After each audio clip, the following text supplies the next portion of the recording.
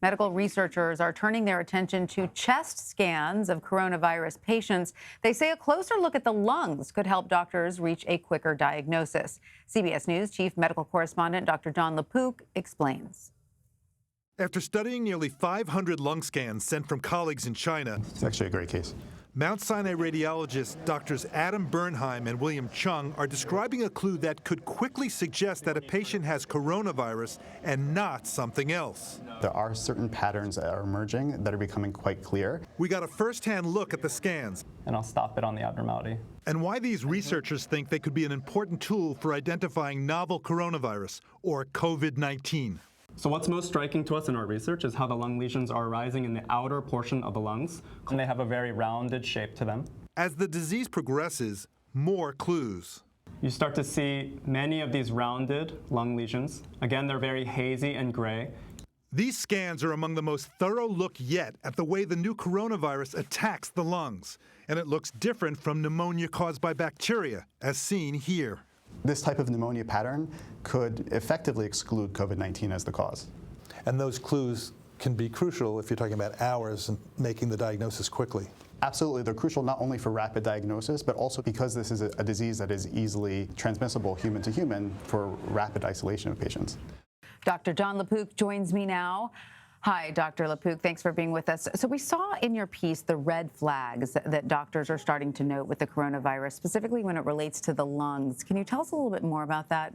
Well, the big symptoms, right, are fever, cough, and shortness of breath. And the reason why you have the shortness of breath is that the lungs get attacked. And it turns out that there are specific patterns that seem to be more likely in people who have the COVID-19 or the novel coronavirus.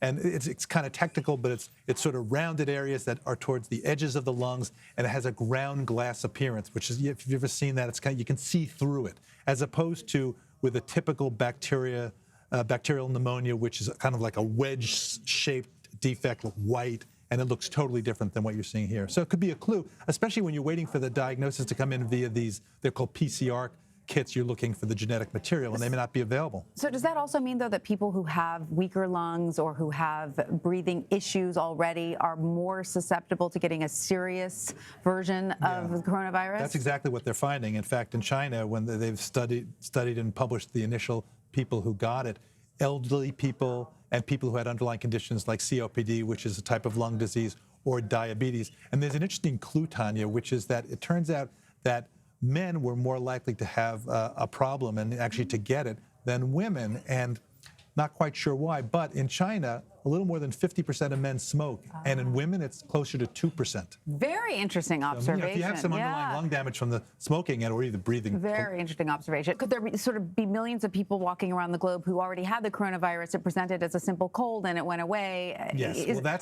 so one of the things that you bring up, a great point, because when this woman came in at UC Davis and she had supposedly community acquired, or she may have community acquired, what does that mean? That means that she got it. It doesn't look, they can't clearly find a source of somebody who was in one of the affected areas, or that she was in contact with somebody who was in one of those affected areas. So now, is it out in the community? And the question arises, well, how would you know? Because it could be hiding among people who have the cold or the sniffles. It's flu season. And there's no clear test for it right now. Well, there is a test for it, but the problem has been with the diagnostic kits. So I spoke to the CDC about this yesterday. The first kit came out and had a problem with what's called the control. To see, the control is supposed to be what's normal or what's abnormal, to make sure it turns blue or it doesn't turn blue, whatever. There was a problem with that. And so they went back, they fixed the kit, they put it through the FDA another time, and they really think they're going to get these kits out widespread very soon. They said in the next few days to all 50 states. And what that's going to mean is when somebody comes in, if there's enough of these, if there's not a shortage, and somebody comes in with suspected symptoms, then you can test them and find out relatively quickly and not have to rely on clues from a CT scan. And by the way, the suspected symptoms are no different than the common cold or the flu. So that's what makes it complicated. It makes it complicated. And the thinking is if you have fever, if you have cough, if you have shortness of breath, then you're going to be more likely to have it. But you're exactly right. There could be subclinical or maybe even asymptomatic people. One of the things they have to do in the future is they have to do community study, where they just go out there once they have enough of these kits and just see what's going on in the community. Not just the active virus that when they do a swab of the nose or the back of the throat, but a blood test called serology to see do they have antibodies to this COVID-19. Why is that important? It would mean that even if you're feeling fine, that you had evidence of past infection. So wouldn't that be interesting if they do that and they say, oh, look at that, all these people have already had coronavirus. And we didn't realize it. It would be fascinating. Now, where do we stand with a vaccine? The vaccine, to me, is a technological tour de force. So the first vaccine that was made using a certain technique took about 20 months. And this one uses a Zika vaccine. Wow. That the Zika vaccine took about 3 months or so, right? And what they did was they unscrewed the part of the Zika vaccine that's specific for Zika, and they screwed in the part of the vaccine that's specific for COVID-19, and boom, you have a new vaccine. Is it effective?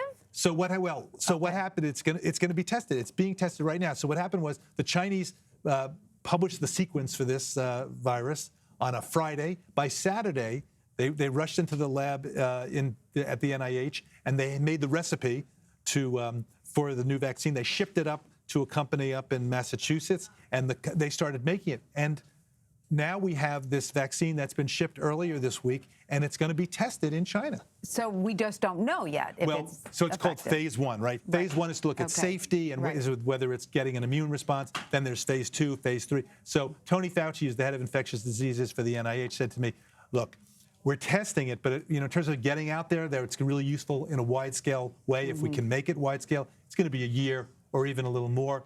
Other things like antivirals, they're being tested. But again, we don't have anything where right now we can say that's effective. So it's still spreading despite quarantines and travel lockdown and all of the things that countries across the world are doing. Is there a danger to it lasting outside of flu season? Because my understanding is we're in flu season right now, right? And that's what makes it. So let's remind people, get the flu. Right. Get the flu shot. Yeah. No, don't get the flu. No. Get the flu shot because that, why have that confusion? So get the flu shot. But yeah, the thing is that COVID-19 likes it when it's cold and dry. So when it gets warm and moist, it'll probably go away. It may go away, but then it may come back again. And they're worried about different types of outbreaks of it where it comes and it goes. So for now, people are going to want to know, what do I do to protect myself? Okay, so it's stuff, Tanya, that your mother could have told you. So when you cough into the crook of your arms. I always want to say the arm of a crook, but it is the crook of your arms, right? Don't cough into your hand and say, hi, how are you, right? You're just going to give it that way. Wash your hands. 20 seconds. I know it's hard to do 20 seconds, as close to that as you can. Keep your hands under your chin, right?